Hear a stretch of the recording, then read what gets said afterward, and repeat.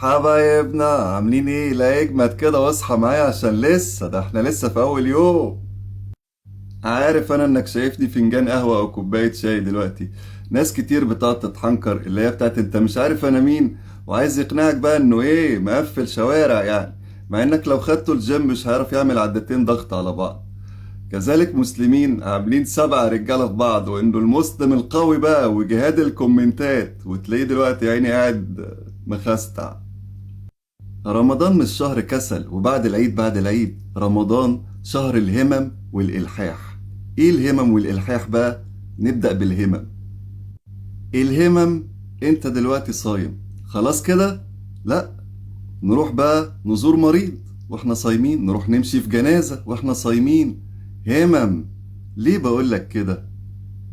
شوف، رسول الله صلى الله عليه وسلم فرز المسلمين في رمضان. ازاي؟ رمضان هو الشهر الكريم الذي أنزل فيه القرآن هدى للناس في ليلة هي خير من 1000 شهر، ألا وهي ليلة القدر. ليه سيدنا رسول الله صلى الله عليه وسلم أخفى عننا ليلة القدر؟ ما هو يعرفها، هو اللي نزل عليه القرآن في هذه الليلة فهو عارفها.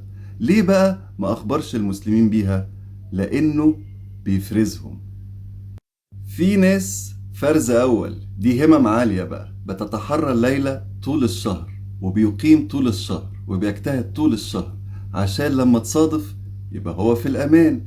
وفي ناس فرز تاني، دي بتتحرى الليلة آخر 10 أيام في رمضان، همم أقل شوية.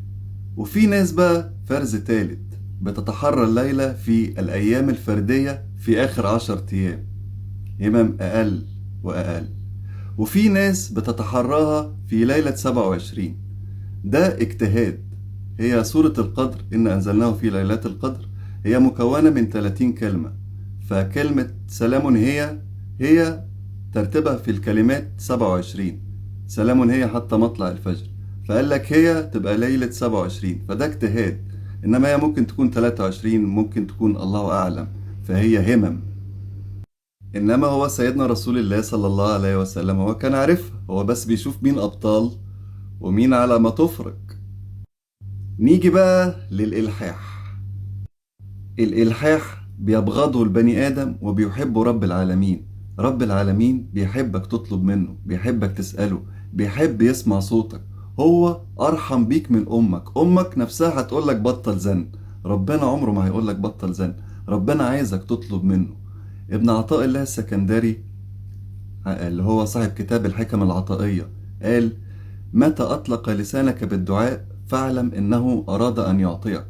يعني منين ما تلاقي ربنا أطلق لسانك كده في الدعاء فاعرف وانتهز الفرصة دي، ده ربنا عايز يعطيك، فهو أطلق لسانك إنك أنت يعني أجرى الكلام على لسانك. رب اشرح لي صدري ويسر لي أمري واحلل عقدة من لساني يفقه قولي.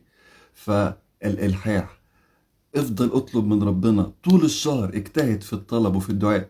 شوف مثلا انت عايز ايه، عايز الفردوس الاعلى، طول ما انت ماشي يا رب الفردوس الاعلى يا رب انا كتير تلاقيني بقول يا رب امي يا رب امي، اتعلمتها من حد دايما كان يقول اللهم امي اللهم امي، خدتها منه بقيت كتير. ده من غير مناسبة، اصل انت مش لازم تدخل مود وتقعد قعدة معينة وتستنى ساعة معينة عشان تقعد تدعي. ادعي طول الوقت، ادعي ادعي، ما تقعدش تستنى.